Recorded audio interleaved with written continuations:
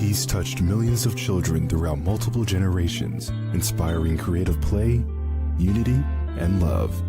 Today, the love continues for the old and the new. Welcome to the Purple Rain Podcast, hosted by Best Barney Fan 2, Hedge on Stage, Terrific Tributes, and Malakai Finch. Disclaimer, this podcast has no affiliation with Mattel Incorporated. Produced by Moonlight Paradise Entertainment.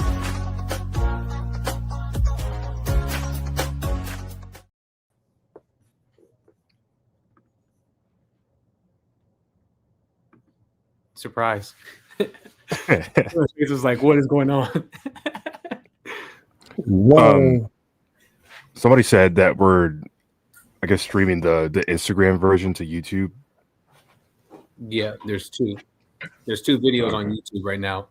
There's if you're on a phone, it'll give you the vertical one, and if you're on like a desktop, it'll give you the regular one. It's a new thing. Anyway, welcome back to the Purple Rain Podcast. As always, I'm Terrific Tributes, along with Mr. K's Clubhouse, aka Karan, Malakai Finch, aka Malakai Finch, and of course, Hedge on Stage to my left. Right. I'm going to try and swivel around because if I'm not like looking at you guys like I normally am, and it doesn't feel right. But my mic is here. It's weird. Anyways, cool. Real quick, so that's a good point that you brought up, Kaylin. For people who's on YouTube, if you go to my channel, there's two different videos right now that's streaming. If you're seeing the one that's the vertical, like if you're on a phone, you're on that version of the stream. There's another video though that you can click on. That's the widescreen. If you're on a phone, then it's perfect because it's already vertical for you. We're also streaming back on my Instagram again too, and we're on Twitch also. So we're in a few different places. There's more people on the regular version than the vertical one. If you go to my channel, I'm not streaming it. You're not streaming anything, yeah. Oh man. Happy belated Thanksgiving, you guys. Yeah. How did you celebrate? Like we celebrate if you're in America. Yeah. If you care about pilgrimage and such. Why is it that Thanksgiving is early in Canada? Is it? It is. It's in October. What? Yeah. Why? I don't know. Let's find out. I have to know. I thought about that the other day. We got a one because Barney Desk posted a video around our Thanksgiving, and he's Canadian. Oh, and I'm like, what? It's linked to their harvest season, and their harvest season ends sooner in Canada than here, so they have it at the end of their harvest season. Our Thanksgiving is a whole different meaning, though. Obviously, it's all rooted in American tradition or genocide, if you will. Right. I was about to say foreigners taking over someone's land. Though, right? You said what? Ours came first, though, right? Or did theirs come first? Or are they just doing it because? I don't know. Who knows? Barney never had a Thanksgiving. He didn't, and he had books, so it doesn't matter. Wasn't it only one book though? I want to say there were like maybe 2 or 3. You're like one. No, we have enough. Yeah. You could also count the Grateful episode Were there 2? As a Thanksgiving episode. Count what? The Grateful Scavenger Hunt. Whatever. It is a great adventure. The Grateful Scavenger. Oh, okay. Yeah, Barney's Great Adventure is a Thanksgiving movie. If you really think about it, I didn't know what you were talking about. And it finally dawned on me it's Barney's World. So, yeah. Let's see what people are saying in the comments. Some idiot says, "Hey, friends, we're back." Oh, that's whatever that is. Dang, I was about to say that's petty. Nancy says, "Hello from over there on Twitch. What's up? Can we all agree that Julie sang this song in A Welcome Home?" Someone to Love You Forever. Which one? Yeah, that one. Love You I don't really like that song. I do. Yeah, I didn't like the performance. And Dean did a great job on it with. That's the only one I like when he sang it. Yeah, because he actually sung it. It's okay, but I think I like when it's just Barney. Duncan did it I though. think I like on he did, Barney. but he had kid vocal behind him, and I don't know. We're gonna get to that guy in a minute. Jason says, "What's up, Kalen? How are you, bro?" Because there's only Kalen on the He's the stream. only one here in this game. Easiest way to get blocked is to say my legal name spelled correctly. Man, you can't block him because you don't have the right to. You can't have no rights. That's right. Taking away there's that right no too. Hey guys, how's everything going? Hope you're having a blessed day. Karan, what happened to your 2 videos? I don't know what happened to them. I'm still figuring out Twitch. I have no idea what happened to the last 2 streams. Did they get deleted? I don't know. I don't visit the Twitch ever until we're streaming, so I really have no idea what's going on. But I need to check it out because the commentary video was there.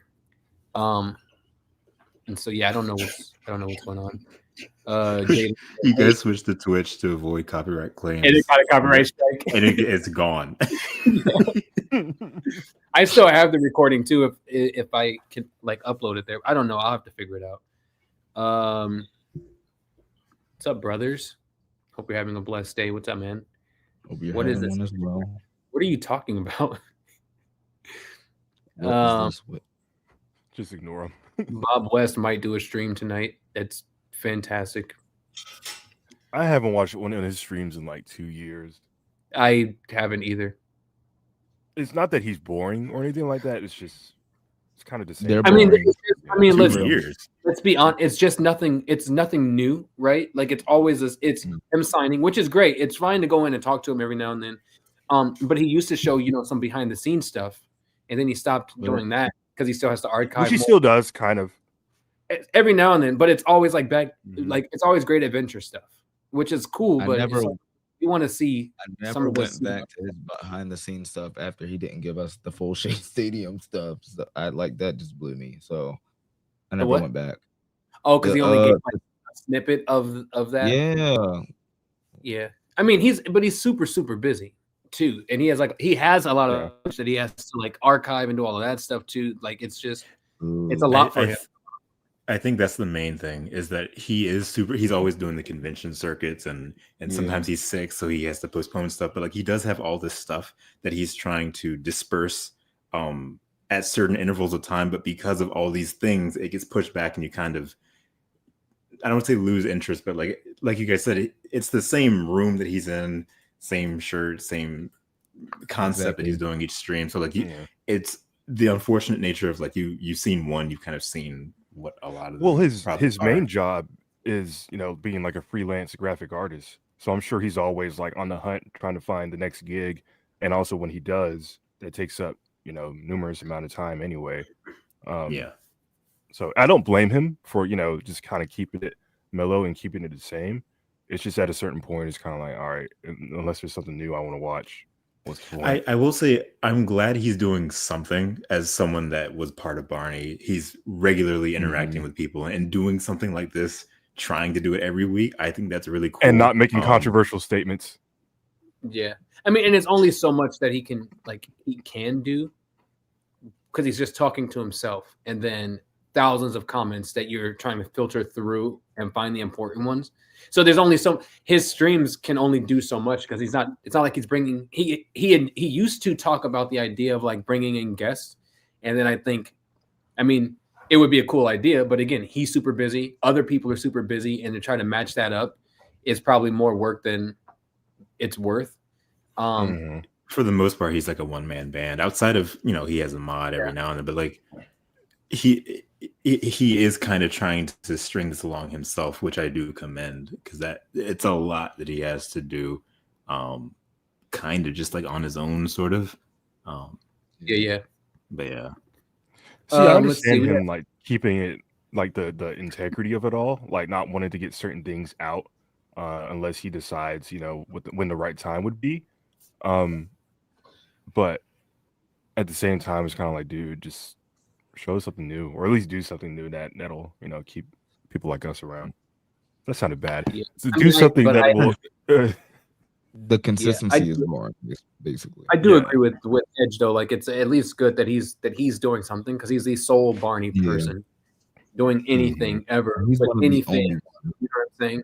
So, Yeah. Let's see here. There's some comments here. Malakai, you watching Power Rangers? My little brother used to love Power Rangers. My son is watching. I think that was a typo, but that's hilarious. That's gonna be the Paw Patrol's like crossover. I'm gonna say that's the preschool spinoff. Power Rangers. Yeah, they're gonna create a preschool Power Rangers spinoff. How did they? My whole body is like covering it. How did they catch that? Let's see. Power Rangers World. How would you guys feel? How would you guys feel if Barney was in Macy's Thanksgiving Parade this year? I honestly, I don't want to see that balloon. I do not want little- to see that balloon. I held out a little hope that it was going to happen. Just It because would have it's been coming out. exciting. But also, cover your ears if you hate people who use AI, because Kaylin did it. The balloon that you did on Instagram actually did It not would have look looked just like that. I looked at it and I was like, man, I would have been okay seeing that balloon. Actually, Me too. So looked okay, good. this is the thing. I hate AI, but when I like have these ideas and stuff like that, I want to craft. Obviously, I'm not an artist, so I'm gonna do it with ChatGPT. When I make specific demands and add like a picture to it, it always comes out not what I want. Now I put in like the overused like hooray pose or whatever, and it like you said, it worked fine. But I didn't ask it to put like Macy's license like logo on his stomach, and when I said, "Hey, remove that," it was like, "We are unable to process this right now." Yeah, I'm like, "Wow, okay." But, that was a really good question, though, because if Barney was in the parade, there would have been a 97% chance it would have been World Barney, and I feel like that would have been a disaster because no one's going to be excited to see that. Like realistically, like you would do that to promote Barney's World, but like nobody wants that. It literally would have been another repeat of like when that lady found the Barney in Walmart, even though it had been like out for months. There would have been a lot of people going, "What did they do to him? What they did to him? They murdered him." Wait, that's Barney. What's going on? It would have been because I kind of had it in my head what it would have looked like him maybe soaring through the air with that giant gap teeth. And like, ugh. Yeah. Honestly, you guys were holding out hope for like a balloon. I was holding out hope for like a Mattel licensed float of like all their like brand characters because like this Just is a their general 80th Mattel anniversary. thing. Exactly. Yeah. And it So like was you their get somebody, anniversary, so you that bring would like be Margot cool. Robbie back in the front, as Barbie. Yeah. I guess you got like a sports car like carrying the float, for Hot Wheels, or maybe Thomas, Cool. something like that. And then you have like He-Man, Barney, all that other stuff. I don't know why they didn't That do would have it. been cool. That would have been really cool. Dang, Purple 88 throwing shots at you." He says you get someone to draw it for you, so you would get exactly what you want. Cough, cough. Anyway, Well, the last time we brought you on a stream, you didn't show your face, so There you go.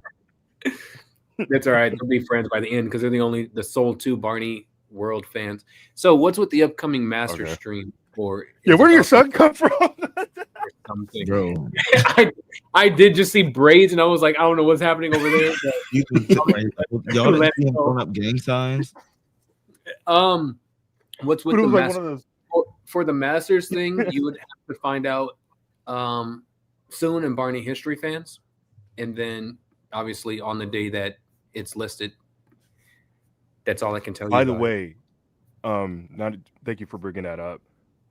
If you haven't joined Barney History Fans on Facebook, please go ahead and, well, number one, if you don't have Facebook, make an account. But please join the group. Tomorrow we're making a very special announcement. Can't tell you what it is yet. What? Yippee. What? So funny. it. Bro. I was What? excited about the announcement. I hit a button, my bad. Man, do it again. All right, guys. So tomorrow we're gonna be announcing a special a special surprise on the History Fans page. So make sure you join on Facebook. If you don't have a Facebook account, make a Facebook account. And yeah, we're gonna get into it. I knew I wasn't tripping. I knew I heard something different. and you tried to just slide past it like it didn't happen, and I was like, no. You sound like a chipmunk with a Detroit accent. Did you see that I love face? the new photo. Yeah, the new cover photo is we wanted to revitalize the logo a little bit. Try to fresh. I don't know if it's going to be like the main logo from here on out, but we just wanted to do something like a refresh for a little bit. But yeah, if you're not in history fans, join us. You'll find out more about that. Obviously, I'm saying us joining back in for a little bit to help, but you'll find out more about what's happening tomorrow. Chippendale. That's funny. All right, Kaylin, what's on our agenda? Well, so I think review first. Yes, that's what I was getting to. So about 2 weeks ago, someone discovered on Spotify, I believe, that Mattel was putting out a Barney Christmas EP, which had 5 tracks? Something like that, yeah. Yeah. They were unlisted at first. Obviously they wanted to wait until like the day after they wanted to wait the day after Thanksgiving to kind of like push that out or whatever. Much to the chagrin of Mattel, like they always do. They have not promoted it at all. Not even a little bit, bro. No, none at all. Kaylin, not Kaylin, Edge and Malakai and I were on a call the other night, and we were talking about that. We went to the Instagram page just to see if they had mentioned anything, not even a story about it. And then we went to the Facebook page and found out they've posted one post per year. Like, no, not even per year. Yes. They did a post last year, and then the next one was like 2018 or something crazy. Like Crazy. it's saying that they release an album. It was like 2018, 2023, and then a couple months ago. Yeah.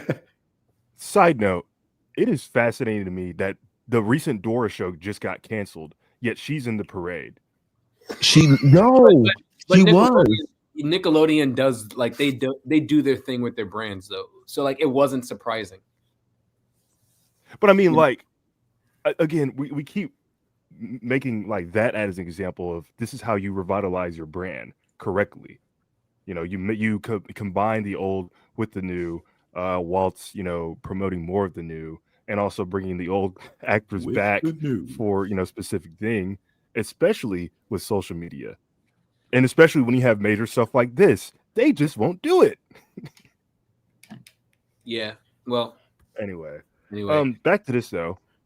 So yeah, it was assumed that it would be new songs, and by new songs we mean public domain Christmas songs, but with new instrumentation and new vocals. Obviously, Corey Durham reprises his role as Classic Barney, as Mattel is calling him. Oddly, the Barney's World kids are background vocals. You might as well, since I'm on the payroll. Yeah. They also had like stock kid sound effects in the first song. Yay! All right. Not really that special. No, I love the holidays. I just listened to it for the first time before the stream, and we were talking about how Mattel has not promoted it. I had to go to a fan page to find it, which is hilarious. And I was telling them either last night or the night before that like maybe Mattel is just waiting for it to actually be December for them to say something. I don't know what's going on with that, but I had to go to a fan page to find it. It's so, I want to say it's baffling to me, but at the same time, I'm not surprised that not a single Christmas song relating to Barney or winter song relating to Barney is in this. It's all just generic Christmas songs. Where's Winter? What Winter's Wonderful? That was the easiest one you could have put in this album, and it's not there. That's the winter Barney song, and it's not in here at all. It's Jingle Bells, We Wish You a Merry Christmas, Oh Christmas Tree, a reprise of We Wish You a Merry Christmas, and something else. Toyland. Toyland, 12 Days of Christmas.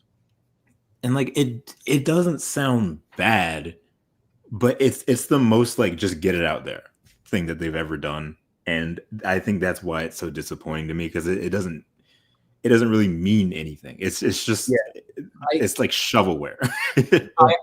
I will say, if this is the kind of music we can look forward to for classic Barney, just keep it. Yeah. I was about to say that. Like just like there's no reason to release it. You know, because it doesn't. I listened to it and I said, okay, one, Corey doesn't have these stupid boundaries in place that doesn't allow him to be the kind of Barney that he wants to do. That's the one good thing about it. He's not trying to match somebody's movements or some video. He's able to freely do the voice. So that was a good thing about it. But yeah, it's all generic music. When you have a wide database of music that is Christmas or holiday themed, it didn't even have to be Christmas specific. They have other songs that are holiday themed around the holidays they could have used. And this is what they decided to put together. I immediately turned it off and turned on Happy Holidays, Love Barney. Yo, It's just a much better. There's no reason to listen to this, actually. Like there's every holiday season comes up, and I have like this Christmas playlist on my Spotify that I like.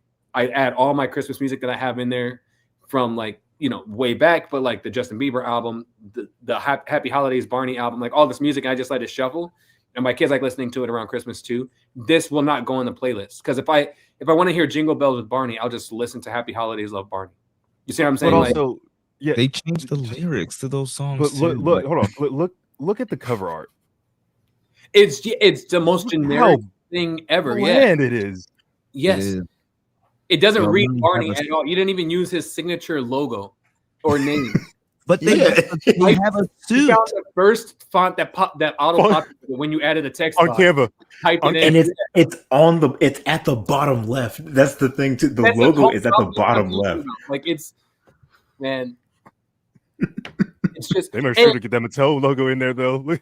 and someone says it'd be great if they could get Bob Singleton to run the instrumentals, but like the instrumentals actually weren't bad. They're not bad at all. There's just nothing special to them because they're generic Christmas songs. It's hard. Mattel doesn't even know who Bob Singleton is. You're right. They know him randomly know who Joe Phillips is. They know him as Joseph. What's up, Joe? There's mom or something. But yeah, it's not a bad EP because of the vocal work of anybody on it. It's literally just bad because it's clearly half-assed, and you can tell they clearly threw it together quickly and threw it out. You know what I mean? Agreed. And that's They call Corey. Hey man, you got 3 hours to spare? Yeah, I can do something real quick. It's not a bad Christmas album. It's a bad release from Barney. It's a bad Barney. Yes. It's a bad thing to have Barney on because it's so like we don't care. Not to mention they try to shove in these different genres of music into each song. So I was telling you guys before the stream, the reprise of We Wish You a Merry Christmas, they suddenly go into this like rock and roll sort of thing, and it sounds very on par of like a modern like Chuck E. Cheese song. It's so this does not fit at all. It was so random. It was like, why are we singing it faster? Like for what? And no one ever needs a reprise of We Wish You a Merry Christmas. Never. It's always supposed to be at the end to begin with. It's all no one ever needs a reprise of it. So let's do it again. Yeah. For what? You had the sixth right track. there. You had I Love You sitting right there. And they didn't use it. They didn't use it. But not because they were like being sued or something, just because they're just stupid. But aren't they? It's not like they don't own it. It's like no, we own it. We just don't want to do it. But don't they have a new instrumental? I don't know how my ears are, but don't they have like a new instrumental that they've been using? And it's been the Night Before Christmas. I Love You. What is happening? Why is he laughing so hard? I don't know. This is just something funny about. We own it. We just don't want to do it. Who cares? Well, and I think that's the thing. I don't think they still don't own I Love You. right? They still would have to pay Lee Bernstein royalties for it. Yeah, true. Yeah. But yet they constantly put it on every T-shirt, every bit of like merchandise Well, but when that's they're doing like because classic apparel. that's because the text isn't copywritten. The lyrics. Like the 'Cause lyrics, it's the lyrics in song form are, but printing it on things, you can't copyright the words "I love you." isn't she credited at the end of Mhm. Barney's World episodes too? She Am I is wrong because about they that? use the Yes. melody for "I love you, I love me too." So which means you still are paying her royalties because you're using her melody. So It's weird. how much more would it be She's to do their song? she's credited as like the original, publisher and person who wrote the lyrics. This new girl they brought in to write most of the new songs, she's credited as the person who did the instrumentation and just the new lyrics in general. And then somehow, for some reason, they credited Joseph Phillips, even though he contributed probably nothing that we know of. Did you say contributed? What contributed? Because he contrabanded all this Because he, music. because he contributed all of it. Part of it contributed. Every little bit of it. I don't know. Some of it. man. A The little bit. Toyland song. Hold on, before you go It's there, fine. can we circle back to Malachi was trying to finish a statement before Hedge was Oh like yeah. breaking. It's okay. I forgot. It's He's so sad. not important. Would you forget? No, you were saying something about the instrumentation or something. Are they using a new one or something like that? When it came to "I Love You" or something we were talking Maybe about. that's just Barney Universe, but like I noticed he'll post and he'll use an "I Love You" instrumental that sounds just like the one from The Night Before Christmas. But I don't know if that's something he did or if that's like a That's Mattel something thing. he did. And Okay. Bolton, if you are listening or watching or doing whatever, you are playing with thin ice or skating on thin ice, whatever the thing is. I like Unless you like to get I'm sued. serious about this, and then you completely destroyed the statement. You are playing on thin ice. I keep Dude, I like, could be a parent. instrumental on every post. So I don't know. I'd be like, I need to start paying attention. But like, I thought that was like an actual thing. No, I assumed it was a him thing. It sounds You're playing with thin ice. Why is he? Yeah, why is he playing on thin ice? You were eating shaved ice. Skating over. Well, it's not like he distributed it to like Spotify or Apple or anything like that. But when you made the instrumental, knowing who owns it and knowing you're not the credited source, I don't know. It's just kind of like, dude, why just use what's already on the platform? Why do you have to go the extra mile? You know what I mean? To make one. yeah. We write it, Don. Might as well call Mattel Matt Hell. Oh. I get what you were trying to do, man. I appreciate it. Good I stuff. want to ask y'all something. Yeah, so if we had to rank this album, Like by songs or by albums that just Barney as, has released? as a I can't collective, even let you finish because as a the way you collective, said- what would you rank it?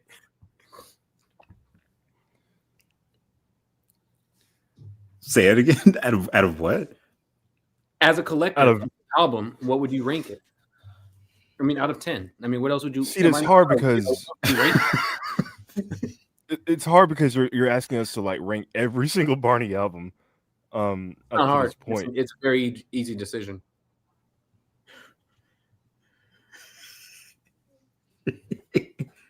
Okay, so we got Barney's favorites 1 and 2. Which is Yo. which is easily number 1 and 2. Dino have to Dancing pick Queen, by Barney one, Boogie. Just because Barney's Great Adventure, music from Barney's and Great inspired Adventure. by the movie. It would. I love to sing with Barney. What no, I'm else? just asking like if you had to rank it from 1 to 10, not ranking Oh. it in the list of Barney albums, A 5, ranking it a 1 through 10, what would you give it? a 4.5, 5, around that. As a Christmas album, I'd give it a 5, just because there's so many other Christmas albums you can listen to and get more out of than this. As a Barney album, I give it a 2 because there's so much that they ignored and there's no reason to listen to Barney sing Christmas songs from here when there's so many other albums where he sings Christmas-y music, and it's the package itself is more thought out. Yeah, I would give it a 3. Replay value of 0. As a Christmas album, yeah, I'd give it a 5. To me, it just doesn't really work as a Barney album. It just sounds like a Christmas album that so happens to have Barney. So I'd give it a 3. Yeah. All right. Well, I know what's gonna happen now, because of this album. I know what's gonna happen, and I feel like we all know what's gonna happen with the social media come December. It's just gonna be all the Barney stock photos from like 20 years ago with him, the hands together and that just Photoshop with a Christmas hat on and elf ears and snow background, be like, I'm having a terrific Christmas, and it's just going to be that all month long, and I'm not looking forward to it. I'm so sick of seeing these photos over again. But that's the other thing we complained about when it came to the album cover too, is like you take this stock photo we're tired of seeing, you put a terrible clip art on Canva of a hat on his head that doesn't fit, and you have in your archive multiple pictures of Barney in winter clothing that you could have just used. Literally. Yeah, I would have been better using the cover. Then you have someone like Bolton who makes his own like promo pictures, and his was significantly better. He at least put a hat on that fit the character. And so if there's some fan out here that's on his own time running a Barney fan page better than you can do it, and you actually own the brand, it makes no sense. Waiting for Santa 1990. They would have been better off using that. Mm-hmm. They could have used that and passed off. That's exactly what I'm saying, bro. Easy. Do you guys think this was originally going to be like a world album? No. And then they saw how like tedious the show was getting, so they went, all right, let's just kind of diverge. But had it been a world album, I would not be upset with it like I am. Agreed. Because we don't have a world album of Christmas music yet, or things like that, right? So you wouldn't expect, or holiday music in general. You would expect this level of creativity with Barney's World, not classic Barney. Barney's World doesn't have the song database of music, right? It doesn't, like, they're creating all this stuff as if it's a new thing. So it would have made more sense to be a Barney's World album. Let me ask you another question. No. If they just straight up start like running out of ideas, they already have, but they did that when they started naming Barney's World episodes. They can come up with anything. But I mean, like Father's Day. I'm saying, like, if they just oh yeah, I wonder what happens. What I'm saying is, if they just tire themselves out of like trying to develop new things, and companies just don't want to like collaborate anymore because they see like the laziness and whatnot. I don't know if this will ever happen because they're more obsessed with money than integrity, like any other Fortune 500 company. But do you think if someone was interested, they would sell the brand? No. It's too iconic of one. One, they already tried to sell the brand and no one was interested. Right when they got it. And it was significantly more popular then than it is now, and no one wanted it. Now, like, you're inheriting classic Barney, which should be. I take it back. You see Netflix now paying Sesame Street to continue on. I wonder if today would they do it with? No one would care about Barney's World. They would only do it specifically for classic Barney. Well, see, the problem is they're parading the park era as if that's the only thing that exists, when they're sitting on the wealth of stuff from like 15 years before that, but they don't want to touch it. So like everyone just thinks it's the park era and nothing else. So like if they were to sell it, like what the biggest problem to me is that they're ignoring the peak of what Barney Mania was. That the value is not Park era and now. It's Park era now and everything that was. It's everything. But they're ignoring this huge chunk, including the movie, and it's like that value is there, but they don't want to touch it. We don't know why they don't want to touch it. We have suspicions, but they do not want to acknowledge or touch it. It's weird. But yet, Hedge, I know you don't watch the new show. Nope. Every single Easter egg that they've included within that show. But even every single Easter egg they've included in that show is from the lyric era. So clearly they know what came before all this whole park stuff. Before it even like I think that's acquiring the brand.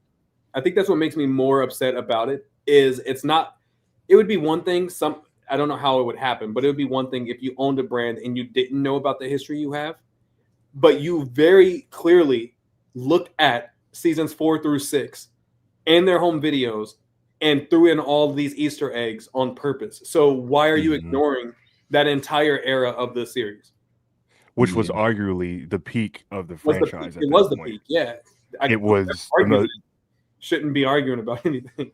Yeah, I want to say they made the most sales in terms of videos and merchandise. It was around the 10th anniversary. The movie, while it didn't, break any box office records or anything like that, that was still an accomplishment within that era. But they like we keep saying, they know what made it such a success because they're going back and implementing these things into their new thing.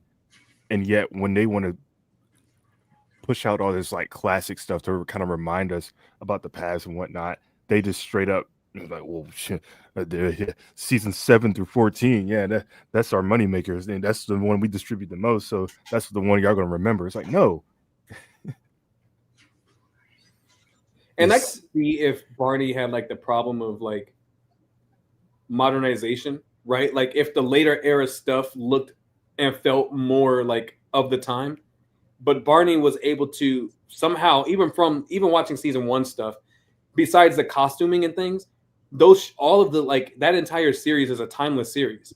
You could watch any of those things at high quality at any point in time, and it doesn't feel like it's out of place. So that I don't understand what their like logic is as to why they ignore the older stuff, because it doesn't. I mean, even if you just ignored seasons 1 and 2, seasons 3 and on feel like not all of them could fit at any point in time, and it wouldn't feel like it doesn't belong there. Yeah. And we don't know, of course, but like I feel like at this point it has to be a legal thing. There's got to be some legal reason why they're not doing it, because like it's so weird and specific that there's no way it could be anything other than we just forgot. Like no, there's literally like 15 years of footage and all this other stuff that you won't go near, but then all the fan channels and fan pages will. Like what?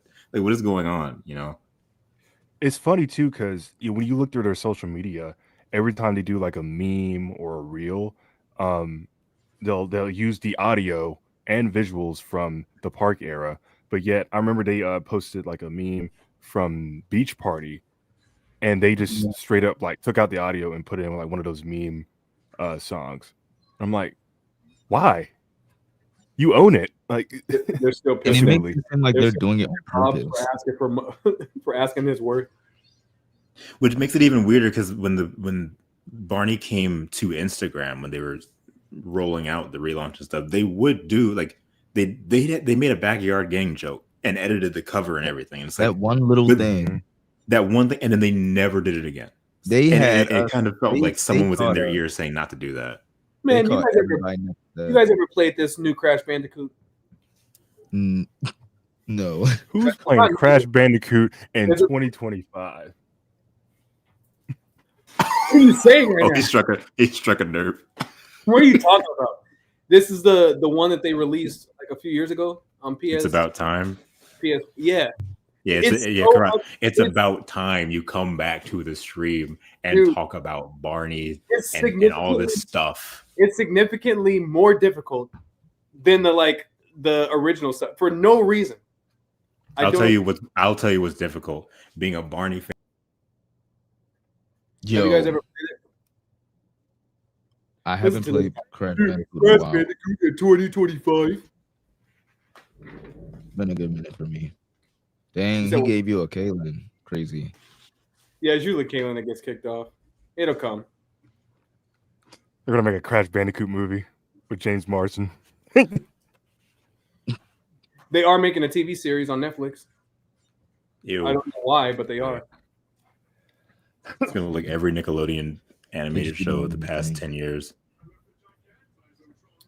Anyway, what were you guys talking Anyway, about? yeah, let's move on. I don't want to talk about this album anymore or their rash decisions. Moving on. So I brought up a topic. Are you moving on? Yes, you do. So I brought up a topic a couple weeks back in our group message, essentially just ranking all the sets throughout the series. Now we're excluding the back. Well, we can put in the backyard. We can put in the backyard. You have to exclude Barney's World. What kind of accent was Not that? because it's a terrible show, but it does not count. It's animated. There's actual people who use their hands to create all of the other sets that Barney's World set does not deserve to be part of the conversation. Okay. Can we put in agree the with you. animated scene from the beginning of Barney's house where he's on that? Absolutely not. Yes, we can rank Theory. those two. We can rank between that and Barney's World as a collective and set wise, and it would still win. I will agree with you. I will agree with you with that only because it's made to look like a playset. Like you have this giant city in the background, but this community park looks very much like a Little Tykes sort of like I mean, like city that But- would be like $90. but playgrounds do look like that today. Like we have a new one that opened here. It's supposed to be like a all accessible one. So like, you know, kids in wheelchairs or blind kids or able-bodied kids can all play together. And it literally looks like something that would be in a cartoon. It's actually, if you guys have seen the opening of the new season of our show, we filmed on that set. You can't see all of it, obviously, but it looks like it's a play set. There's a giant Mr. K tree in the middle. Yeah. And will come to life from it. Come to life. No one's done it before, so we thought about what would be different, and that's what we came up with. Okay. So Guys we're are going to going to figure it include the backyard, the season 1 schoolyard. Can we combine the season? No, not really. I've never But played yeah, that. the season. Continue. So yeah, the season 1 and 2 schoolyard, the season 3 schoolyard when they introduced the treehouse, and then season 4 and onward, and then the park era. Yes. So would you say we're ranking all of the sets? Yes. Why'd you break it down like that then? So we're gonna rank seasons 1 and 2 and 3 sets, and then we'll rank seasons 4 through 6's set, along with the park era set. So all of them. You sound like a congressman in a Senate hearing. You sound like You you're then turn to the news. you sound like you get paid to fill time. So you're just trying to drag it out as long as possible, so just so you could get the check that they agreed. Yeah. If you vote for me for office, we'll rank the season 1 and 2 sets, and then 4 through 6. My name is Kayla, and I approve this message.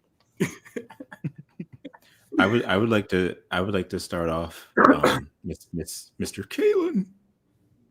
I wanted to see if I could get you to spill your water. Anyway, season 2, the worst set of the entire. I don't care. Season 2's set is the worst. Dang. What? Whose set is the worst out of all of them? Yes. Why? Yes, because it's literally, at least in terms of the school itself being in the school, it's for the most part the same as season 1, but it's lit so weird. I don't like the lighting in season 2. Everything is so dark. It was weird in the classroom too, though. Everything is so dark in season 2, and I don't get it. It's Yeah, so I like small. I would say the opposite. I think it's a little just looks dark in season 1, and they just Really? cranked up the lights in season 2. No, it Really? looks mad dark in the classroom in season 2, and then in season 1, it's just mega bright. Like you just It looked like I think it was season 2 darker is because like they changed the painting of the wall in the classroom. to like that dark gray blue hue kind of. Yeah. What is it? maybe I don't know. I just feel like anytime I would pop in a tape for season 2, they would go into the school and it's like, why is it so dark? Like, like I don't why turn the lights on or something. Yeah, so season 1, light. like season 1 looks fun. I like season 1 a lot. That's from.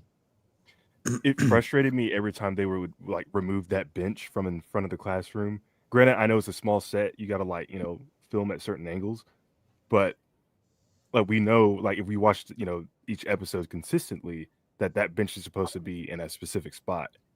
And then when the episode opens without it, it's kind of like, all right, what? I don't like that playground on season 1. Really? I think the playset was such an upgrade. I love the playset.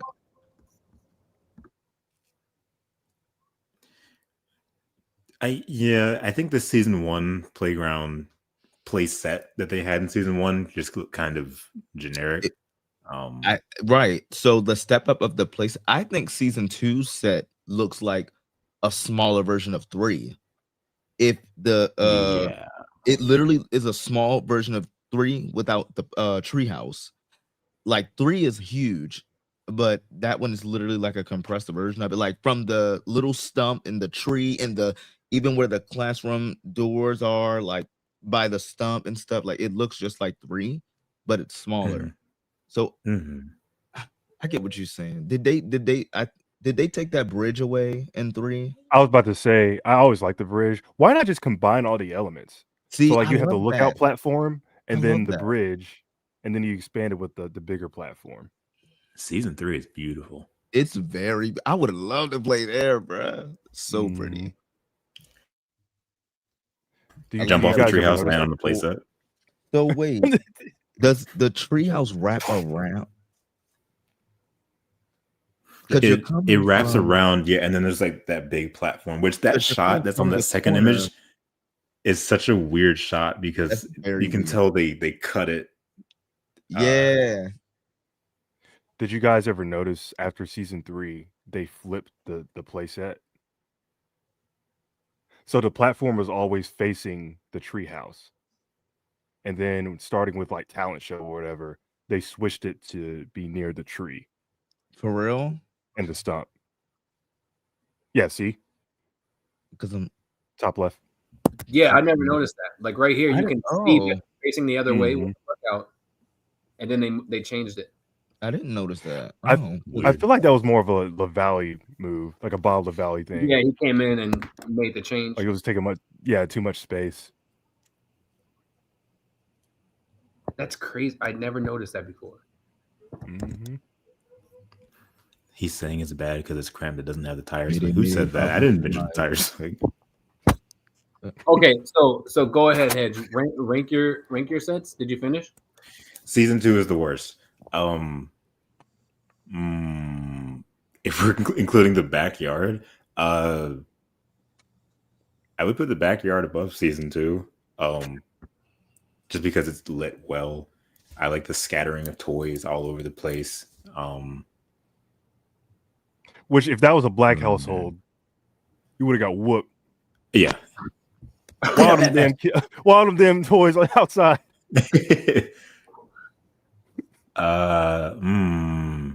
Next would be, there's a lot of, all of the other sets are really nice. I think I would go season 2 backyard. I would go season 1. Season 4. No. Season 3 and 4 are like, I don't really know, because they're like the same thing. They're but very like, similar. It's just a different lighting. Right. The treehouse is better in season 4 through 6. Yes, agreed. It's bigger. Yeah. Season 2 backyard. Season 1. Season 3.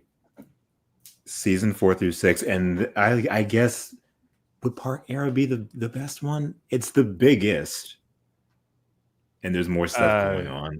You're missing Barney's house, but also I think you guys are just looking at the outside. You guys forget all these sets have the classroom, or the Backyard Gang had the garage and inside the house. The Park Era has also the caboose, like the shed. You guys are only looking at the main play area, but that's not the entire set.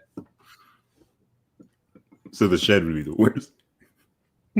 No, dirty brown. No, it's a collective set. It's all a part of the same set. Gotcha. Oh, okay. I would still put the backyard over season 2.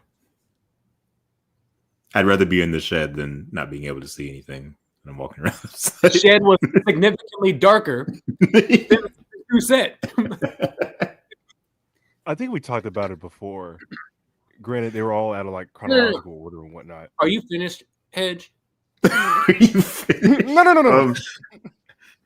you done? No, yes, I'm finished. Okay, Kaylin, before you go on your spiel, tell them how you ranked it. How I ranked it originally? No, what do you mean originally? Are you trying to change it on us now? This is why I pinned it so that you couldn't do that. S tier, Barney's World. All right, let me see. Kaylin actually has season 2 ranking above the backyard, but they're also both on the bottom. He put Barney's World above those two. Oh my gosh. And Villa 107 is right. I don't think season 2 should be ranked because of lighting. It's about the set itself. Well, the lighting contributes to the set and how we perceive it. Period. If you take the Park Era set and turn all the lights off, it actually looks pretty nice. It does. It actually looks really nice when they're camping, actually. Like the glow from the fire and the stars. And they always lit Barney perfectly with the campfire. Like, it was great. It's just like, that's not what I mean. But it's Daniel. It actually looks pretty nice. All right, my bad. Go ahead, Kaylin.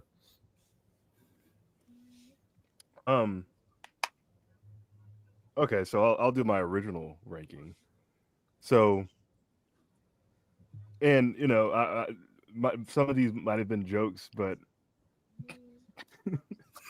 man, you see how he's trying to get over on this, Malakai? Bro, we were both there during this conversation. We were. I was actually kidding. No, you. Okay. So, I'll just exclude Barney's World out of this. So, number 6, it was The Backyard.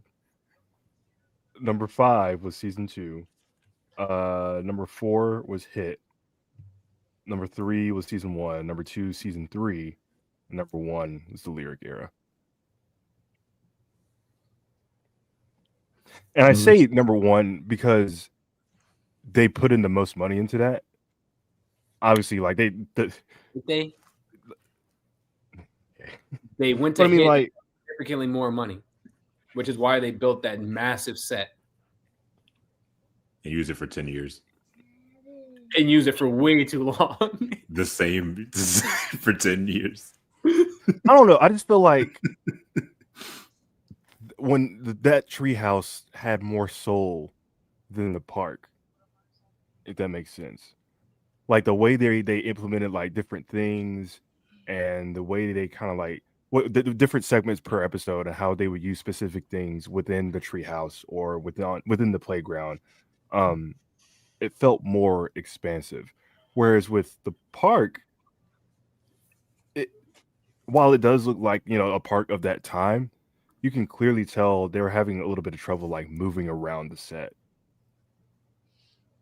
Unless they want to like decorate it up like they did in like Best of Barney or something like that. Do you think you feel that way though because they were at the park so long? Like, because I remember when the park was first debuted, it felt like an upgrade and like better. But once you start hitting seasons 10, 11, 12, like it just you got tired of it. and them adding a stupid pond in another pond when they already have a pond, and roof off the gazebo or making the stepping stones light up did not change it enough. And so I wonder if we're ranking it just because we're tired of seeing it. And I mean, now looking at every time you see classic Barney, what is it? The park. Like, it's so you just get tired of seeing it. But I wonder if that's why now we look at Lyric like that was a better set. I mean, I appreciate it for like the little, like intricate. Is that a word? the little parts from the past they kind of implemented. Like when you look at the idea bench, it's platformed on a tree stump, which I'm like, oh, did they like get it from the last couple of seasons and just kind of rooted it there? But who knows? But I mean, like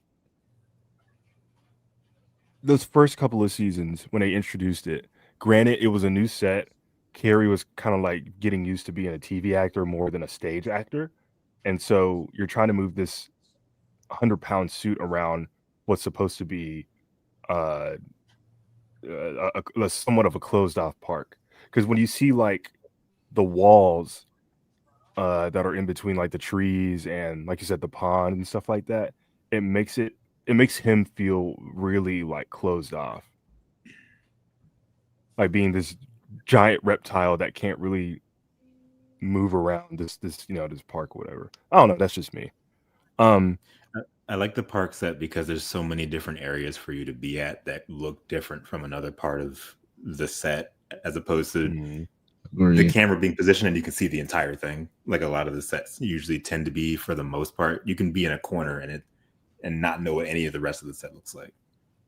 And if they had implemented the stuff that Steve wanted to do, starting with season 10, I think because it would have not drastically changed the set, but it would have given new locations that were expansions of the park that would have made it feel better too. I do appreciate that they removed the gazebo. I think LaValle said that it was just like a lighting issue. Like it looked really dark on that side of the park because of how much shadow it took up. Whereas you remove it, you make it like more of a play stage and something like that. It kind of works. Yeah, it works a little bit better. I never found it distracting that they would remove one swing and put the slide back in. Yeah, but they did that, and they also had that step. If you guys remember, there was a stair going up by the bridge and stuff in season 7, and then they eventually just turned it all the way to like a ramp, which is also weird. I think they did that because what was the episode with the kid in the wheelchair? Differences? That was way later. That was season 10. I think it was different. Okay. Oh, okay. Don't they do a tour all around the park? And you can't really like someone in a wheelchair like. Well, yeah, but that's what I'm saying. Like in season 7, it was there for a episode, and then it was taken out and just made as just a continuous ramp. All right. Well, also always appreciate they put a ramp on the side of the caboose as well. Yeah. At Barney's house, below the park area for me, like right there. Barney's house's set is such a phenomenal set in so many different ways for what it's supposed to be. We need some clarification on that. Was that filmed at Color Dynamics or Las Colinas? That was filmed at Barney's house. Yeah, it's what Hedge said. Because you hear one story that yes, they went back to Color Dynamics, built the set there, and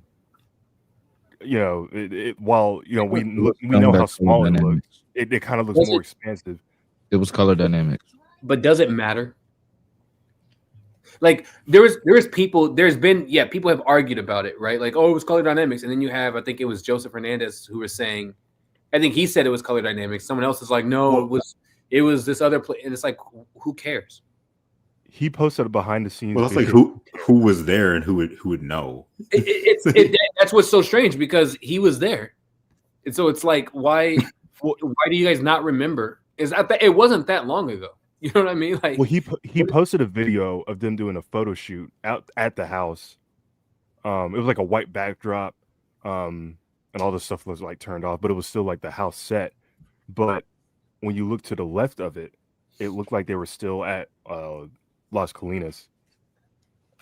Did it? with the I familiarity. honestly feel like it was at Color Dynamics only because of the way that they built the set. If you noticed, there was no other locations. It was always just the living room, and when it became the other location, it was really just that front like step area of the house. You know what I'm Yeah, saying? BJ's room But that or music room, whatever that was. it wasn't a separate thing. It was, you could tell that it was you can tell they built the set on one part of the studio and they stayed on the other side. You know how like season 1 and 2 was, but they would turn it for the other set. You can tell they didn't have that second piece. It was just always that one linear set. And when they did BJ's room, they just added elements to make it different, but it wasn't. And that's why when you look at a picture from that book, if they're saying they're in Color Dynamics and you look up to the side and it seems open, because they didn't put anything on that other side of the studio like they had with season 1 and 2. They did a book. Whatever photo shoot they were doing, that they were taking pictures for, because that's what they were on the set for a book or whatever it was. And that's what I'm saying. Like they just didn't have that second part of a set like they had with season 1 and 2 or the Backyard Gang. You could just tell that it was all filmed in a smaller studio. If it was in like a place like one of the Las Colinas or something, there would be no reason for them to make it so small. Why would they make it small when they already had bigger sets to begin with? Well, remember at the time they were just using the inside treehouse set because they destroyed everything else. Right, but that's because they were going out of business. They thought that they were ending the series, and so then they did the movies. But that's what I'm saying, though. If you still had that studio, why would you build something significantly smaller in a space that you have so much more space? It doesn't make any sense.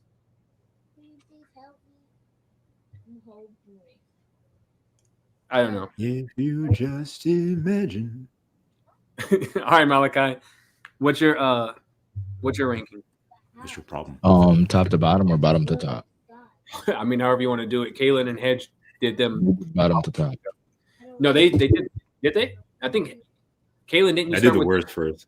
the best one first. Mine was least to best. Least best.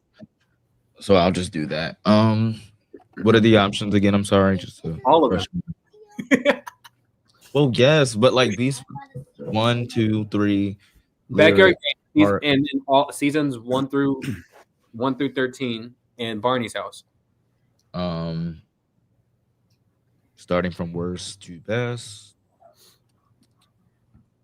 Season 2. Backyard Gang. 1.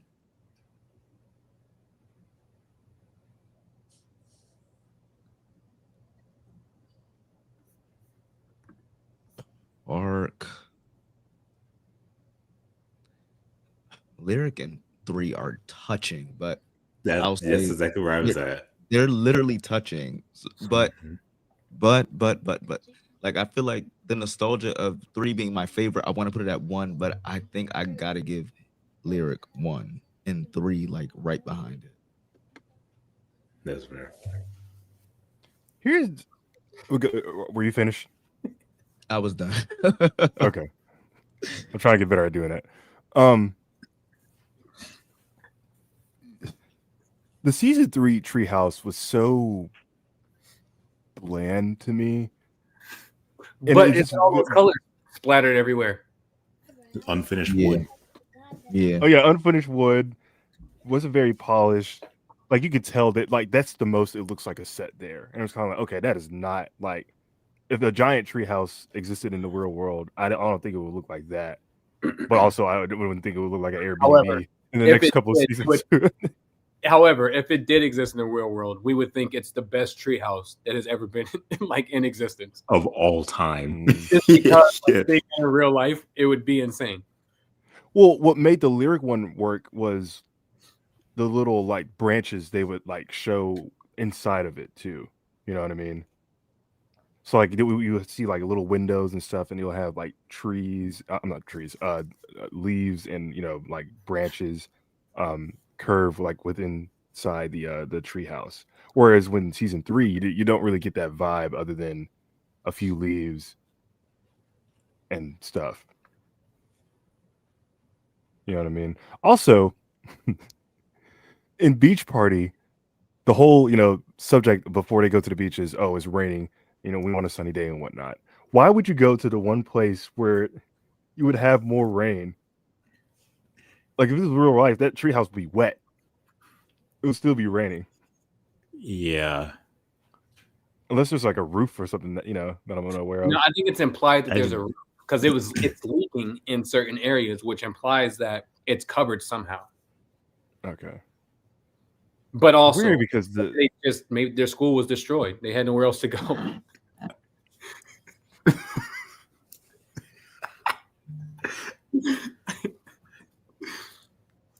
Them school fundraisers was crazy. They built that whole tree house in between one season. All right, do I get a chance? No. Yes, please. No, instead you can rank all the backyard gang sets. So you got the backyard, the inside of the house, the shed, the beach. Number one. Farm. Name these houses. Moon. The farm. The beach was terrible. I'll wait. He's like a teacher. I'll wait. I'll wait. No, you're not gonna wait. No. Thanks. This boy got a TikTok soundboard. Chill, bro. Look at Kaylin. Say his slogan, Malakai. Did you know? God damn, say it, bro. Say it. Oh my god. Dad. He's touched millions of children. Now you sound like a rapist. What I do is I was okay. Very easily, this is the correct ranking. Thank you guys for partaking in this. Who was that? I'm going to give you the appropriate ranking. Who? What? What are you talking about? What are you talking about? There was a person in your room that wasn't your son. Maybe it was Barney. There's a person in your room who wasn't your son. Barney, is that you? I think he went to go make a sandwich. Hey, Malachi, what would you do if you actually heard somebody respond back? You said, what would I do if what? What would you do if somebody responded back after that? Would you leave the call? Like, what would he say? What would he say? Anything, bro. If there's somebody random, who cares? What does he want? That depends. What are they asking? My camera out and see what's going on. I would leave the mic on though, just in case. No. Now I would leave the live on just in case. You never know. Yo, please take this thing to the next level. Take you to that treehouse. All right, I want to rank mine. I'll show you a caboose. I think the reason why obviously the Treehouse with Lyric Era is better than season 3 is because the difference between Bob LaValle and Jess Nelson was Jess Nelson built everything in a realistic manner. You know what I mean? Obviously, the treehouse is not that massive treehouse is not realistic, but the way he built it tried to give it like the realistic treehouse element. You see what I'm saying? Whereas Bob LaValle, he was much more imaginative and expansive with everything that he did. Like, granted, yeah, I'm building a treehouse. But like expanding it and being more imaginative with it, I think is why he was a better addition to the series by the time he came in. Because, I mean, everything was rooted in realism for Jess Nelson. I want to know how they built a lookout with a massive slide, and that entire thing didn't collapse from the weight. It's a redwood.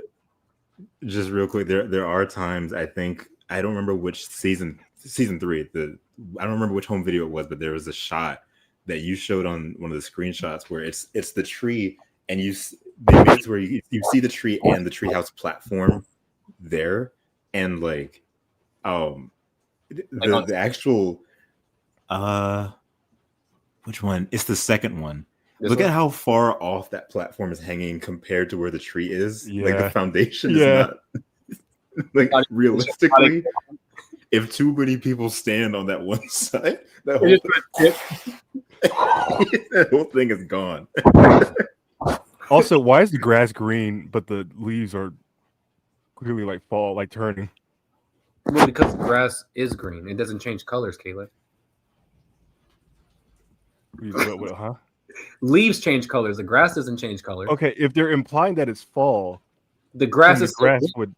My grass was green outside yesterday before it snowed on top of it. How? What do you mean how? My grass is like my grass is like not brown, but like tan That's right because now. you don't take care of your grass. Apparently, that means it's dead if it's brown. Grass. Usually it turns back green like within the brown. springtime. Oh my God. He said my grass is brown. And there's going to be that one person in Arizona like, my grass is sand.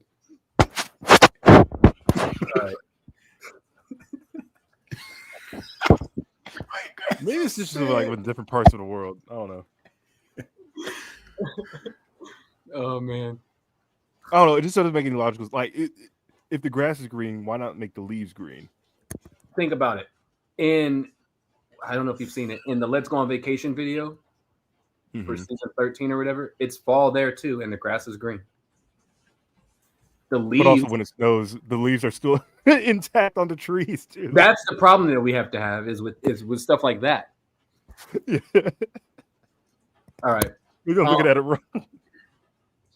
My ranking, if I have to rank from worst to best, it's Backyard Gang. As a collective, doesn't really matter. It's boring. They're houses. So, okay. You know what I mean? And then it's immediately, to me, season 1, and then season 2. And then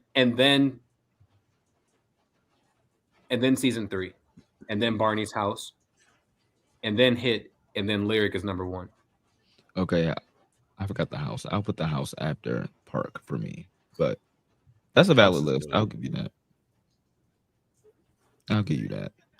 One thing I will say, I wish we got to see, kind of like how with Walk Around the Block, they give us a glimpse of their little town or whatever. I wish we kind of got to see out of that green gate in Park era, like let's go in the city or something, or let's go to wherever. And we kind of got a glimpse outside of that park. That would have been cool. Yeah. I wish they used more of that. We obviously know that it was built just for that movie, but you know how like they went to the other side of the bridge in Christmas Star and then never went over there again. I was really hoping like when season 13 came along and they were talking about building the park, the new play set, and then they're like, oh, put it on the other side of the bridge. I was hoping we would see that in like future stuff. You know why they did that? Because when they were filming that video in particular, they were filming the other side at Las Colinas. So like the other side of the park and the house or the attic, same thing. That's Las Colinas. They were still constructing the park set at the time. And but that's when you're what I was going to say, when you're in a building that you're going to use the set for permanently, it wouldn't make any sense to like disband everything after you just got it built. Just to, exactly. But that's what I'm saying. I wish they would have included that as part of their park set, because it would have given them another area to like to. But if you, I don't know if you guys, I don't know if it was in my interview I did with Steve or if he did someone else's, but he pitched to them with season 10 when they wanted to do the refresh of like building this garden. This next, like it would have been another piece to the park set that was a garden where like the plants played music and all this stuff that would have given them a new place to go to. So they clearly would have been cool. Yeah, but they didn't. They obviously turned it down and did the musical stepping stones and took the roof off the gazebo. But like that would have been. I'm just saying. I wish they added like they would have kept that piece or added another element to it, especially when they went for so long. Because I think that's what Steve was saying too. He was getting tired of the park because they had been there so long. So he was thinking of ways to add elements that made it different enough. Obviously, we didn't get to see those, but I wish they would have still used that other side, like incorporated it into the set they were building. that would have given them another place to be. You know what it also could have included? So Barney's World introduced the greenhouse. They never go in it for some reason, even though we know what it looks like from one of the books. I wonder if it probably would have made it way too crammed to put something like that in there. But like, Look at this boy. Get away! Get away! well, like a secondary like indoor location, that other than just the caboose.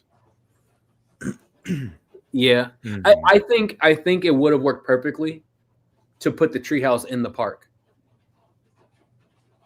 You know what I'm saying? Like, I think it would have worked perfectly if they combined those sets. Like, it makes no sense to get rid of a treehouse and a squirrel and a bird puppet when you're moving to a park. But you bring the janitor from the school. It makes no sense. Mhm. And I Or mean, I love 401k. Mr. Boyd. He's able to, like, he can flip into any area, which is great. But it would have been a perfect place for them to bring them along. Yeah. But even Lyric did it right too. If you think, I don't mean to cut you off, but like they weren't at the school at the Lyric set for too long, but they still by season 5 started introducing the library, which gave you another place outside of the typical school, yard, and treehouse. So I think that's also like our gripe with the hit era too, where it's like, bro, you were there for way too long to not add anything new. I always found it distracting to the switch over. So they make it clear in the first 3 seasons, they're in a neighborhood. Like the school is located within a neighborhood, right? And then starting in season 4, they're clearly in some like dystopian meadow or forest. And I'm just kind of like, okay, if this is supposed to be the same school, why get rid of that backdrop? Now, if it just didn't like coordinate with the colors of the set or whatever, I can understand that. But to me, it's kind of distracting. Is it a legit fact that the schools were supposed to be the same? I at the very least in my own, this might just be a head canon thing, but I've always imagined hedge canon. Yeah. I've always imagined season 4 through 6, that school being separate from the 1 through 3, only really corroborated by season 4's first episode being called The First Day of School. And we get this whole new set of new like cast and everything. Like a tour of the school. I've always just seen it as different just because of that, even if they are like similar in the treehouse and the set and everything. But I could never myself see them as the same thing. Even with seasons 1 through 3 changing things around each time, I still saw that as the same school because the general structure seemed to be the same. But it felt like with season 4 they were trying to almost reboot in a way. Mm-hmm. Yeah, but then again, they introduced Mr. Boyd in season 3 as the janitor of the school, and then you bring him in to the next couple of seasons still as the janitor of the school. So you're kind of implying. Yeah, but then, I mean, I think it would make more sense if this was a kind of series that was continual, but it's not.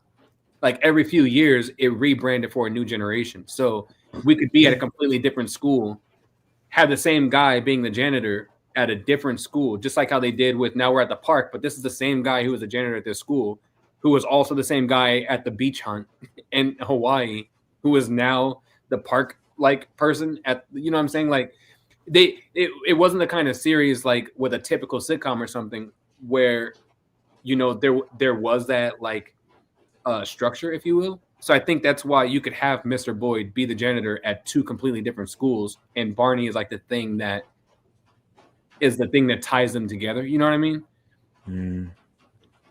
I also just like multiple schools, and they all have their own Barney. So it's like it's Barney, but everyone's Barney is different. But that's like cool, they see him as the same. You know. That's a cool way to think of it. And I think this whole story, and I don't know where it really came from, but I feel like the story of like the schools all being the same came from when Andrew got that brick from the school set, and we found out that it's the same bricks for seasons 1 through 6. Like they just repurposed them onto because they were all brick schools. They just kept using the same bricks. They weren't actual bricks, but you know what I mean. They didn't destroy them and then create new ones. They kept using them and just adding them to the new versions of the set. And I think people started to create the idea like, oh, they're the same school because they're using the same bricks. But that's just obviously design, a cost-effective design choice than it is like they're at the same school. Yeah. Unless they're just gentrifying their neighborhood and they just keep expanding and cutting down people's houses and just expanding their play yard. Which I would not be surprised. But Barney, you said we need the trees to give us oxygen and air. Barney just comes with a construction hat. Cut these down. We need these out of the way. I need my new playset right here. Repurpose those trees to build this bridge. Keep that big one though. Keep that big one so we can put an unnecessarily big tree house up there. All right, see you later, guys. All right, man. Good night. All right, see you later, guys. And then one frame just. And someone running out of the shot. Like mad fast. How many of those shots do you think it took for them to get it right? Like, do you think there's any like behind the scenes footage of like the cameraman panning and the guy hurry up and put it down and it like falls over? Like they got to reset it. No, there's not. There's a blooper. A blooper of of like the lyric era, right? Yeah. But I'm saying, how many times do you think it happened where like they're trying to set it down and it falls or something because they couldn't get in the shot fast enough, so they have to redo the shot? Do you think they have to move the mic away whenever they pan away so that you don't hear the guy microwave running? And no, like the mic. That's you don't have to. So you don't hear him go. Just like right away. What was that one episode in season 11 where you can clearly see him running, sprinting? Yeah, you always point it out. I don't remember which one it is. I forgot which one it is. Yeah. It's like they set it down first and was like, dude, move, go. Was, you just see him just take off running. Yeah. Baby Bob. They go like, to bro, see you a have movie. time. Like, relax. Like, we're filming this. They go to see a movie and Baby Bob's like, oh, I'll save you a seat, Barney. And Barney That's the one. I think ain't going. The grandpa's visit. Like, he's not going with you. So y'all watching Transformers: Age of Extinction? That's the worst one. I ain't watching that shit. All right. Anyway, last subject here. We stand. Well, do we not want to rank the voices? No, we were joking. No, because there's going to be someone whining. No, thank you. I don't want to do it. That would be the end of us. However, it is free game if this is the job that you choose. But nope. That was just they could be the job you choose.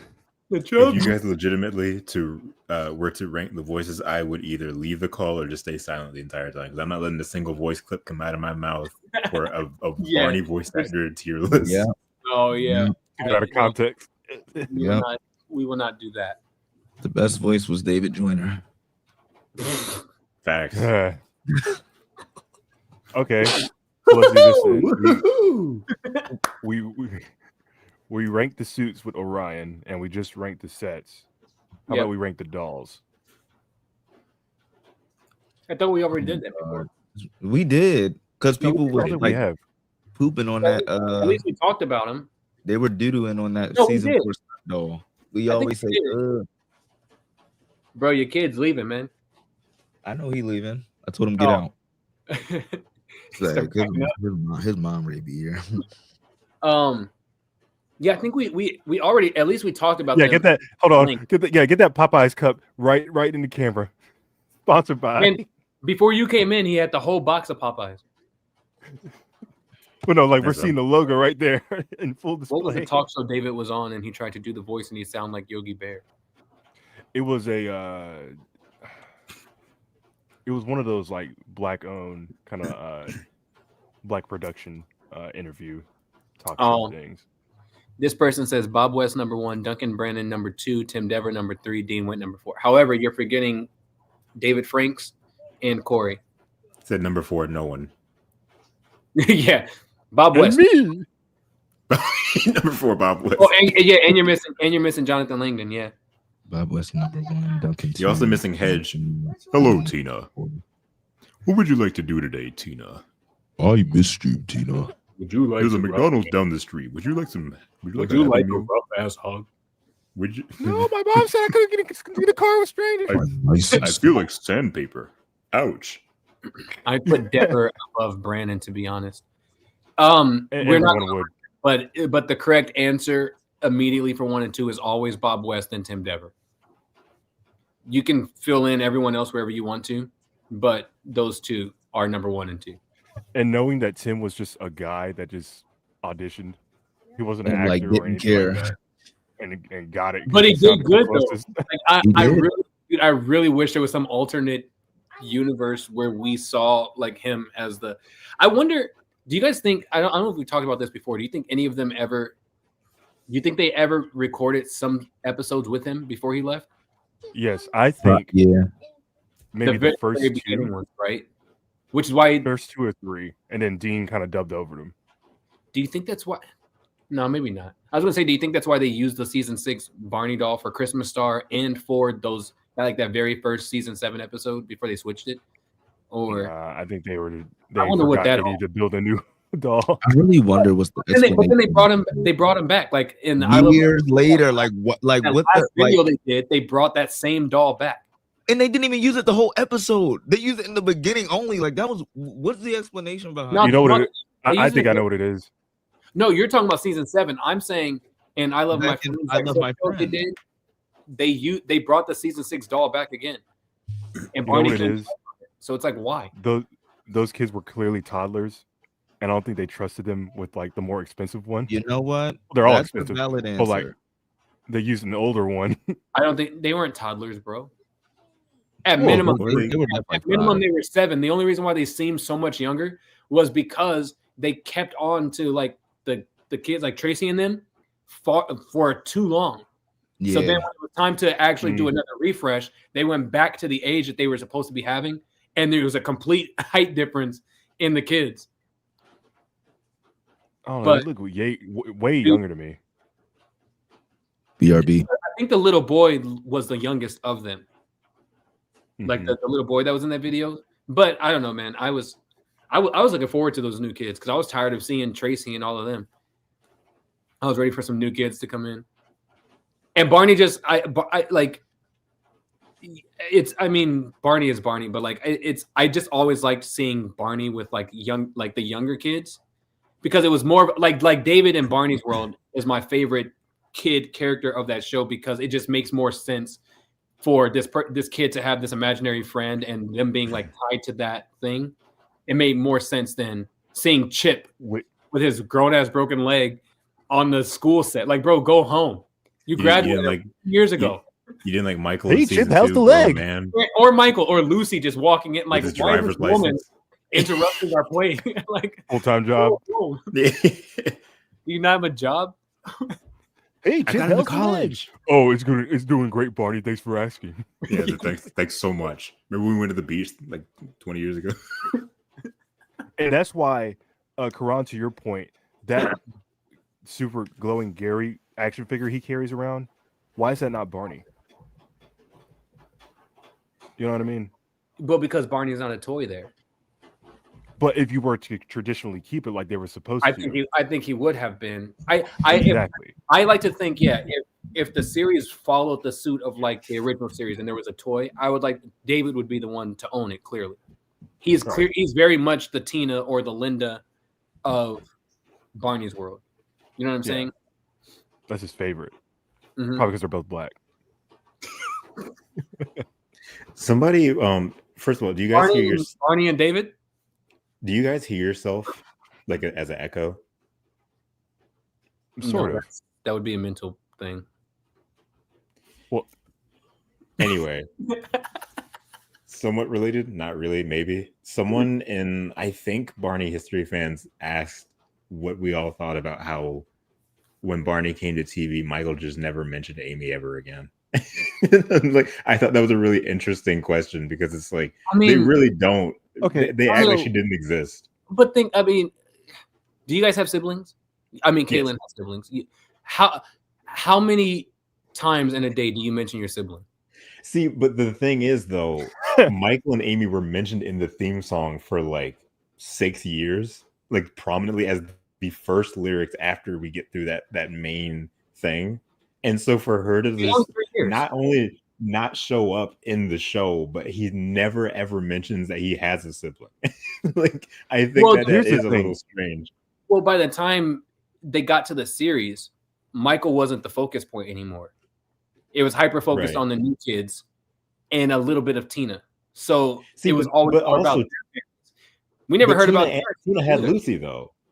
Tina had Lucy, but then Michael also has a sister. So that's because Lucy came along. I think if Lucy wasn't part of the series, they wouldn't have talked about her either. Here's the thing. I do think it's just a little strange. I think that person asked that because we're living in an era now where continuity matters, whether it's film, TV, books, just anything. Back then, you could just do anything, any movie, any TV show that was something prior to it being aired on TV or whatnot, and it just didn't matter. Because you could say, yeah, that was just a one-off thing. We're doing this new thing. And they were two different things. Like, yeah, the kids, they were the same kids, same names, but they were viewed as that. Barney and Friends was very much the reboot of Barney and the Backyard Gang, or the refresh, right? So they mentioned could be different because they mentioned like the jump rope. Yeah. But that was like a one. But Michael never had a storyline that mattered when it came to like family wise. Like all the family themed episodes, he was never in them to talk about his sibling. If you notice, like in My Family Is Just Right for Me, he wasn't there. In the Very Special Delivery, he wasn't there. Oh my gosh, you're right. Wow. Well, he was gone by the time that one. No, he was in season 2. Who? Well, that's what I'm saying. Like that midway through, he just left. Well, yeah, but I'm just saying he just was never in any episodes where the theme was family. So it would be them talking about manners, and then he just goes, well, "Yeah, my sister Amy is like, bro." So we're talking about manners. Yeah, he also wasn't in the debut for BJ when they sung the song about his sister. Right. Weird. Again, just continuity didn't matter like at all. Continuity deep. They kind of tried to make it seem like it did in season 1 a little bit before they just abandoned it entirely. That I'm wrong. They say that he was in My Family's Just Right for Me. Was he? I trust whoever said that because I don't have the capacity to remember that. He was in season 1. Okay. But he sang the song with the same name like a lot of time. He sung it like twice. No, like 3 times because he sung it in Sing and Dance. He sung it in Home Sweet Home too. Okay, but I think also to my point though too. So yeah, he was in that episode, but it was a hyper focus on Kathy, this new character, and her family. Right. So they used Tina and Lucy because they're sisters who were there, which makes sense to kind of tie in. But they didn't really talk about other people's family. It was really just a hyper focus on hers. And even if you do mention her, you could just easily say, yeah, she could just go to a different school. She doesn't want to play with Barney no more. Same with the Asian kid. She doesn't want to play with Barney no more. Adam. Well, Amy's she just feels like she's too grown to play with toys now. She's just little kid stuff. Anyway, Barney, I'll see you in season 2. I'll be like a girl. I'll get my license and everything. It'll be fine.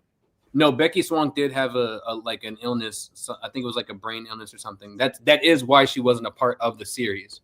Yes, but why do I hear that about every Backyard Gang member that didn't come back? I feel like I heard that about Adam too.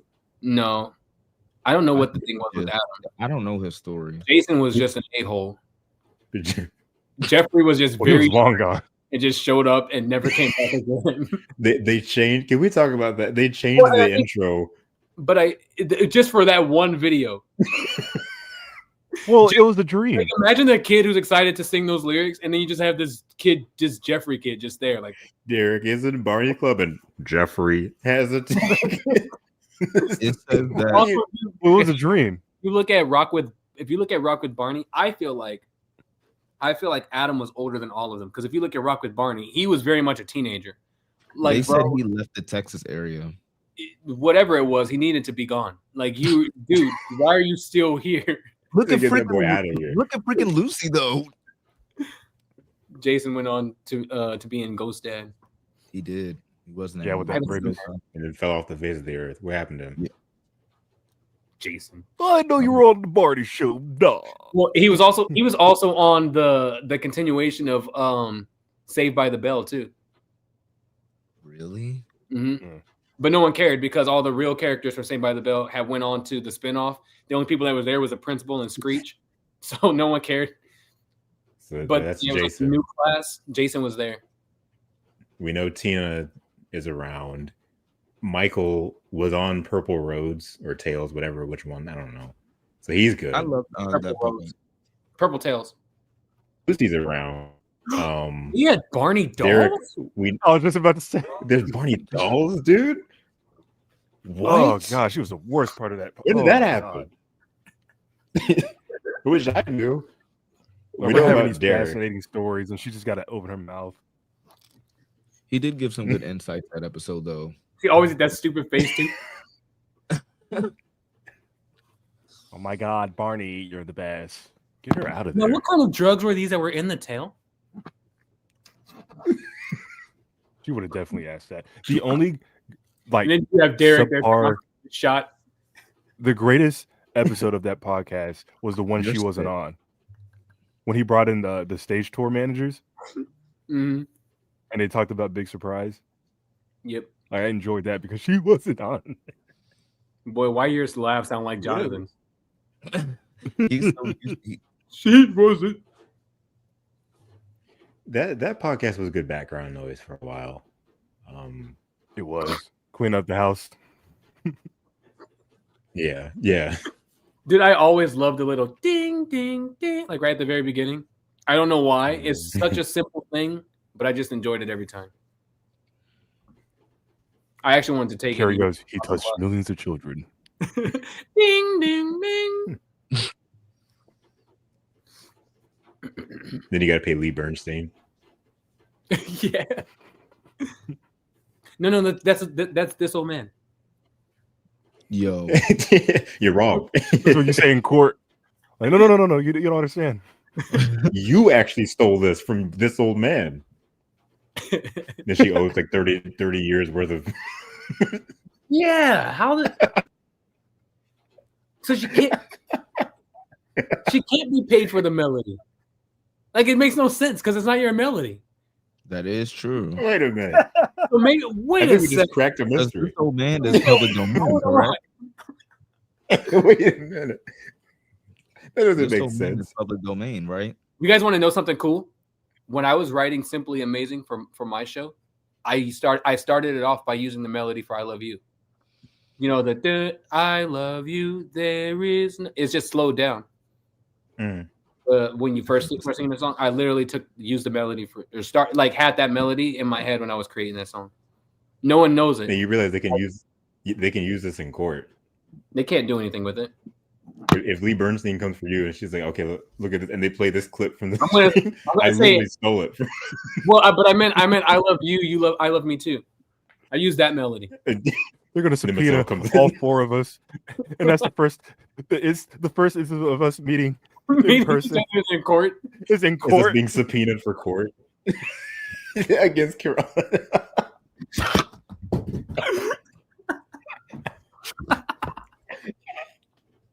Malakai's not even listening. And what's even worse is all of you had a part in my show as well, so you're equally responsible. Wait a minute. Say it. I'm sorry. Do you Man, help run this podcast? Yes or You- no? We can't say it again. You had to be there. The Insane kid conflict of interest. Say it again now. We can't say it again. You had to be there. The first time we meet is being subpoenaed for court. Man, you probably didn't hear it because you munching on that Popeye. Just No, scratching that's the microphone. After he just Give me let the extra crispy. Original trying to recipe. ASMR. Oh man, that's funny. That's actually we need to clip that. I gotta go back.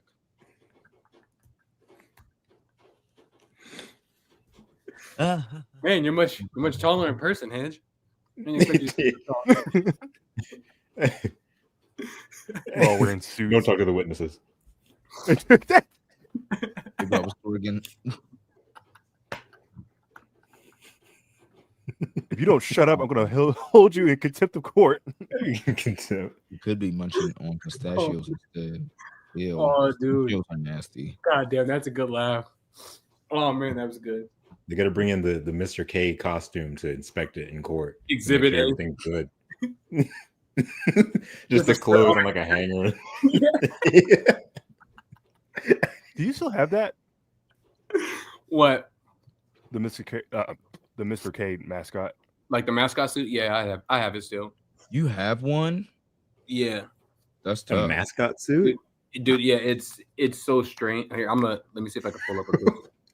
This is lore that I didn't Well, know since you're about. making more like public I definitely know appearances, is there ever like a reason to like pull it out? Unless you're doing like birthday parties. I was gonna use it for like parades and things like that, but I could never get anyone to like want to put the suit on and like do it, and then it makes no sense for me to wear it because if I'm going to be there, right? If you be there. what's the So I just kind of have it. I did think about like, kind of like the early days of Barney, like sending it to parties and stuff with like a pre-recorded thing, but I just can't get anyone to want to wear it. So I haven't been able to actually use it, but hold on, it's going to take me a while to try to find the picture, if I can even find it. But the same guy who built my Barney suit that I have is the one who I paid to build. Oh, that's fire. That's awesome. we all make mascot versions of ourselves to appear in court. With pre-recorded audio tape of our answers. So on this state, you said this correct. Wrong button, the song I starts- love you. Yeah. No. Wait, Your Honor. That's not what the. They just have like Wrong this one. Wrong one. big booklet of paper. Just no. Find the right. Philip Parker, the Yeah. Bernstein University. And then you just have the judge like they have tablets now, or you still have this cassette. I have one. No, Your Oh. Honor. Just wait. You gotta have a David Franks on backup. Oh, Yes. I didn't know about that. Oh, he looks like a me character. Do, do, do, do, do. I don't know. The only thing that's different was the shirt. They couldn't get the shirt right, but my actual shirt fits for it anyway. But like that's. Hold on, I don't know. Because I have this blur on. I was about to say your thing greasy. Don't put the man. You were on a roll with these words today, my boy. Wow, yeah, I never knew about that. Wow, Wow. that's pretty dope. Wow. All right, Owen Wilson. Wow. Lightning McQueen. Unrelated. What the? That was Naked Tomas before. That's when Andrew was building him. So this is okay. Here, you guys are like this. This is how That Andrew. looks like a photo from like Vanity Fair. This is how Andrew built. Shoot. This is how Andrew builds his puppet. So I give him a design and then he builds it, and he would send me different pictures like throughout the process. So this is like Speedy's face, Wow. and then like he would give me just different sides, and then Speedy's eyes actually were green, like this, and I was like, Oh, nah, scary. man, this was his drawing that he did, and I was like, no, that doesn't work. So like do darker eyes, and so then he did those, and then when it's finished, you get the completed look. But Speedy didn't have like the paw print on his hands at first, so it just looked like a big ball of fur. So I had to send him back to Andrew, and then he added the I don't even know what you would call them, but that way you can tell that there's fingers there and not just like a random ball of fur. Right. Do you guys That is remember neat. the? Nothing to do with. Do you guys remember the Caillou puppets? The what? Oh yeah, yeah, yeah. Yes, yeah. yes. When they did those, I Dinosaur? thought that was a fever dream. When it was like his stuffies and his Yeah, cat. that was in the later Oh, yeah. seasons of the show. Got you. So- it was like on Sprout. They had the dinosaur, the It was on bear, regular and the PBS cat. too. Yeah, on PBS too. Mm-hmm. So somebody asked one of the producers, like, where is it? And he had said that one of the other producers took them when they just shut down production, whatever. They took it home, put it in his box in like his attic or whatever, and now they're more than likely falling apart. Yeah, probably. Why do people hate Caillou so bad? about that. Yo, What? people Why? sleep on him really bad, and I'm not gonna lie. Like he might have whined, but But like he was literally 4. literally, My 4-year-old whines Bro, all the time. I Like was it's what they just do. talking about this. And I the used to other think he was a day. kid who was poor, and I was like, bro, same. That's why I Like he don't. literally, what he did like one bad thing. He like when his sister was a baby, he pinched her. Like he was like 2 then, Bro, but it's look, like that's like my the only thing he 7-year-old did. my 7-year-old brother at the time pushed my like 4-month-old sister off the table. My mom would like, back in the day, parents, they just put you anywhere. And by my time my sister came, that was like my mom's 5th kid. So she had her like on a table in like this bouncy seat, and she walked away. And my brother, he didn't do it intentionally, but he was playing with her and pushed off. Like That's sick. things happen when you when you're a kid. Like I don't know why people hated Caillou so much, and now they still have it. It's on YouTube. But now. people still hate on Caillou. I hear people say I don't like Caillou. He's They bad. they make new episodes now for like that new animation. Animation and stuff. But Yeah, it's the CGI. You know, you if you say you hate Caillou, you're also saying that you hate Baby Bop. I mean, Baby Bop was a brat, bro. She No, I'm saying because there's the same voices now. Oh yeah, that's true. What? Well, if you watch the series, not in anything else. Wait, Bryn McCauley's first job was Caillou. And she's also the voice of.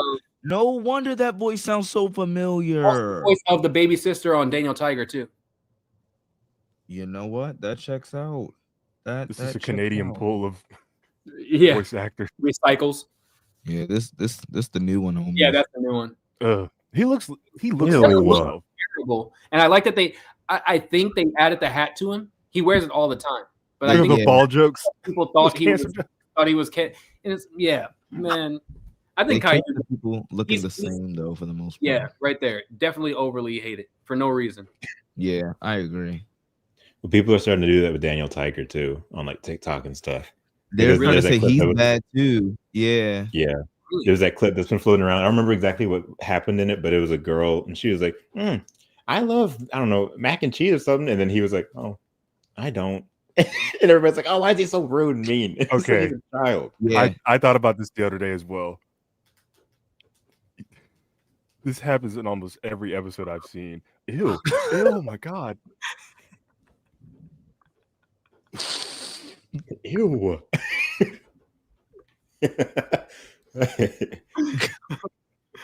Grown as Caillou. What was the one he was like, why doesn't he like my lunch?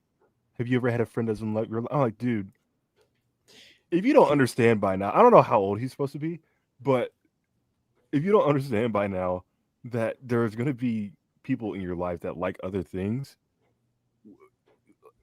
why do you that? You know what I mean? I'm talking about Daniel Tiger. Mm-hmm. Yeah, I mean he's very much a toddler. He's 4, and they don't understand. You learn some more, bro. It doesn't make sense until I think you have your own kid or you work with kids of that age that you realize, man, you can explain this thing to them, and 2 months from now you'll be explaining the same thing again. And it's like, bro, that's what I do with my daughter all the time. Like we just talked about this.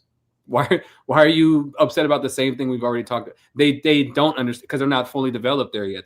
They have to figure it out. People and those characters don't age, so they're always going to be that. Because you have a point there. People have to remember, and I actually just talked about this on my podcast. I was talking about how behavior is communication. So a kid that young, their behavior is them trying to communicate something. Like Caillou pinching his sister, that's him communicating I want attention. She doesn't need the attention. I'm trying to get your attention. So I think people forget about that, but maybe I'm being too deep. Let me not be that person. Yeah. I know what you're thinking. And You have another podcast? Yeah. Have Do you you ever ever had a friend? You can talk about this kind of stuff instead of using our time? Actually, you do have another podcast, and you should you should plug it so people know about it before you drop the next episode. Well, I guess Her must briefly, do so it. we can continue the pod. It's called the Safe Space Podcast. It's on Apple Podcasts. It's on Spotify. Just type in the Safe Space Podcast. It should be under my name. The thumbnail is a picture of me. I dropped an episode at like 1 this morning. So yeah, go check it out. What is it about? It's just about me as a teacher, a minister, a mentor, a youth advocate, just talking about children, kind of digging down deep into their level and trying to get parents, teachers, and other mentors to understand why kids behave and act the way that they act. Facts. Yeah, so you guys should go follow it, give it a listen, all that good stuff. Yeah. Before we get out of here, Karan, I was harping on you to watch one of the most recent World episodes, only because, to me, I don't know about anybody else, it felt like more of a traditional Barney episode, other than the rest, and that was the Sticky Feelings episode. You don't have to get into grave detail, but what did you think about it? Are you asking me? Yeah, I didn't watch it. you told me you watched it. No, I've said I had seen it because my kids were watching it, but I didn't pay much attention to it. I know what happens in it. But Malakai, yeah, this will not be the conversation for I me. saw it, but I wasn't looking at it. I wasn't paying attention to it. I retained nothing from it. it's so Vivi's mad at David because David accidentally took her turn on, I think they were playing like horse or something on a basketball court, Mhm. and David Yeah. supposedly won. And Vivi's mad at him the entire episode because of a total misunderstanding, Mhm. essentially. So Barney throughout the entire episode is trying to get her out of that funk, but also understanding where she's coming from. And that's where the Feelings Come, Feelings Go song comes in, which is a surprisingly good song, instrumentation wise. The lyrics work as well. But it very much like has the feel of a classic Barney episode to me. It all gets resolved at the end, obviously. Like we know how these things work now. And I think what I said was it reminds me of hit era classic Barney.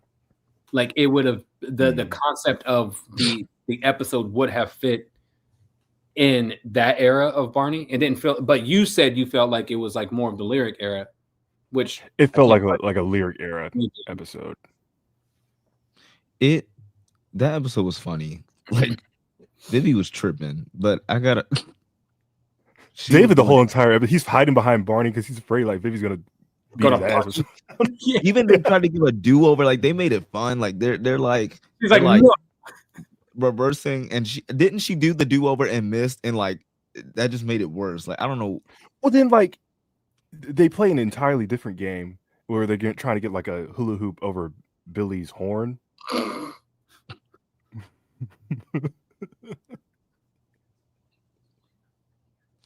I need to watch it again because I remember him taking the turn and taking the winning turn, and then they did the little we're reversing, and then they let her go again. But I don't remember anything after that.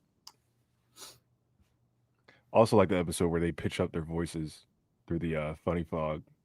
When they get high. Yeah,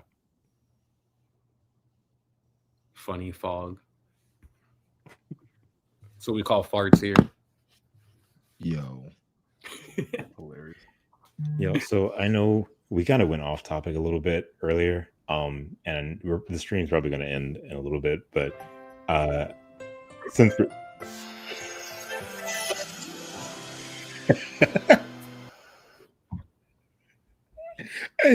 I was thinking about like other kid shows, and we Sid the Science Kid was on like our Amazon Prime thing, and we just like watched a few episodes. I'm looking at my friends.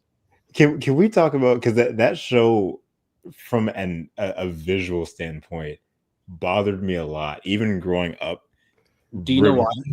Knowing that it's the Jim Henson Company, Yeah, because they're animating them as if they are puppets, but it's Puppets. motion capped, but and it's ugly. It's because they used puppets to capture it.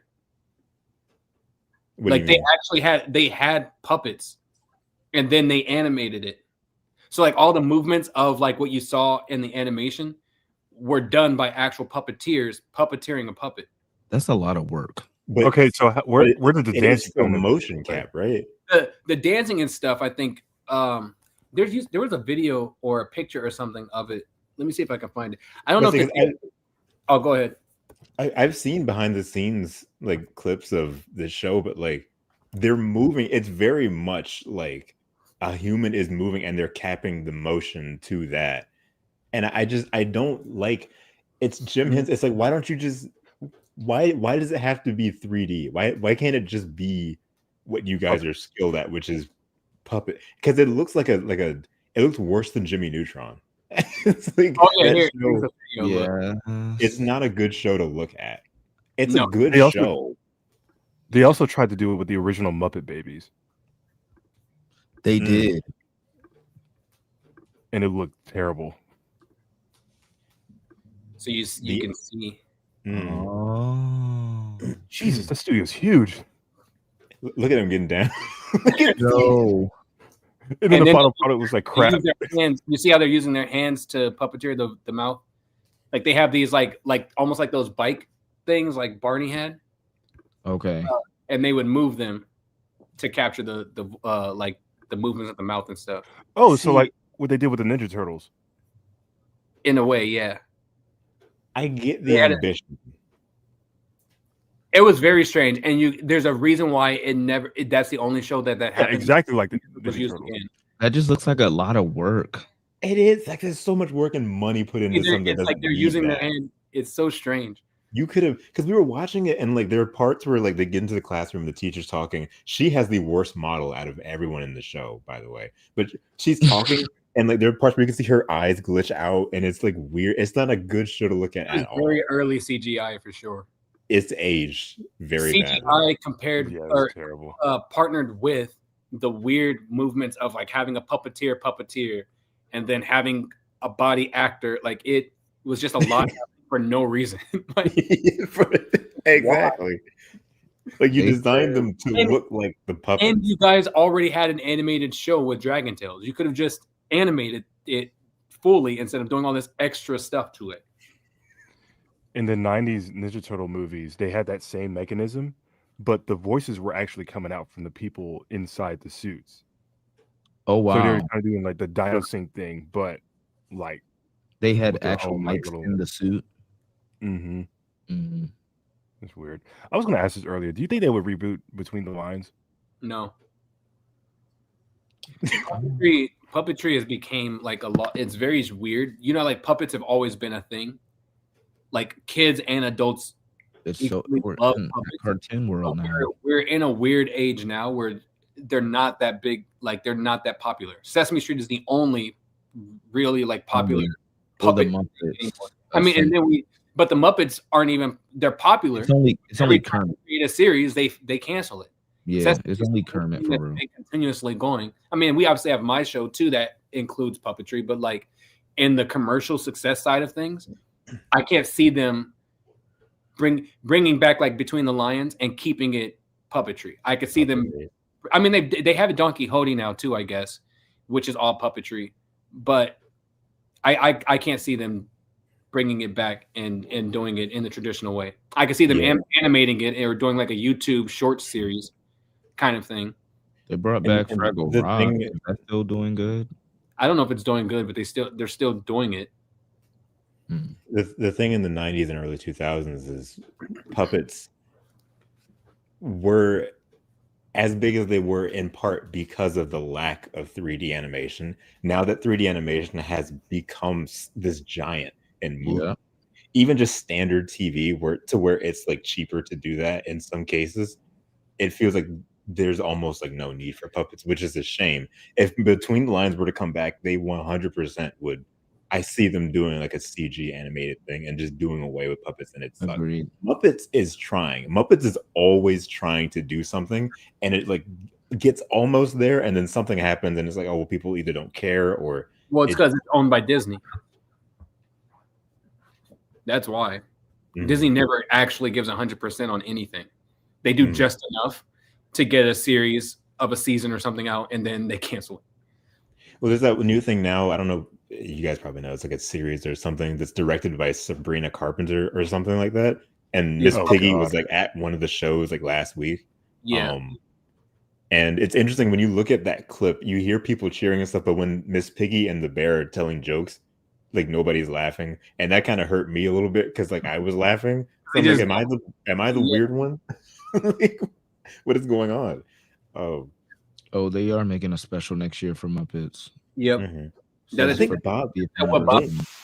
Don't quote me on this. I think Bob is part of that too. Yeah, I believe so. I saw somebody put that in the comments earlier. It says Sabrina Carpenter is a big guest star in it. It says she's directing it, which has me a little concerned. Interesting. But I mean, I don't know. Maybe that's just, I don't know why. I mean, she did come from an acting background first, so I could. It's not too far fetched. And she was with Disney. It says special will feature Kermit the Frog, Miss Piggy, and the gang, with Sabrina Carpenter as the guest star and an executive producer. Executive Oh, producer. so she's not okay. She's paying for it. She's just helping pay for it. Yeah. I saw a post from the Big Bird social media account yesterday, and it was him giving a tour. Oh, Big Bird. Worst voice. Yes, it was the worst voice I've ever heard in my life. Yeah, he's Hi, it's me. It's so Big Bird. deep. I can't say anything about No, it. it's so quiet, like it's whispery. I am like it is. And it hurts me that we don't see more of Big Bird these days. Like their new season on Netflix is a hyper focus on Cookie Monster, Abby, Elmo, and I think Grover. Not Grover.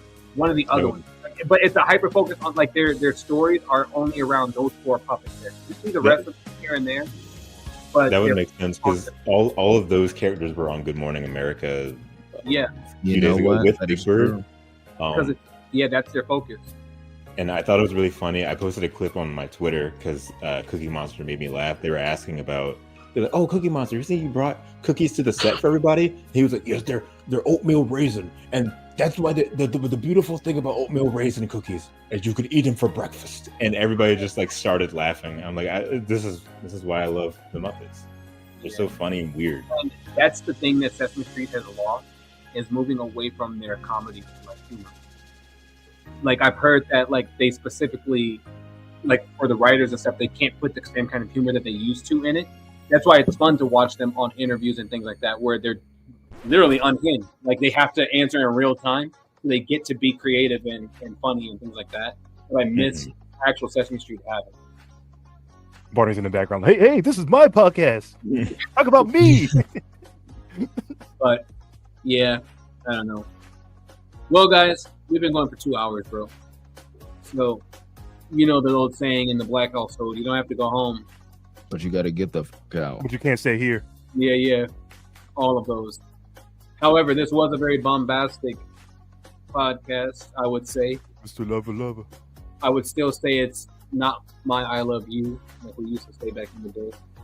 Subscribe to Hedge on Stage, Terrific Tributes, The Best Barney Fan 2. Listen to Malakai's podcast, which is called what, Malakai?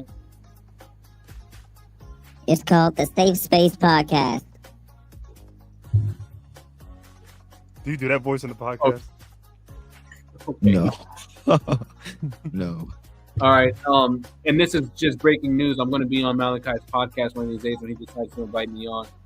You will. Oh, for sure. Educator, you are. I'll let you guys know if he lies to me. All right, everyone. That's all that we have. If you are not a part of Barney History Fans, please join that. There's going to be a big announcement starting tomorrow, and I don't think you guys want to miss out on the things that are happening. Someone asked, are y'all going to do a Barney Christmas stream or something like that? And you'll have to stay tuned. All right, everyone. Peace.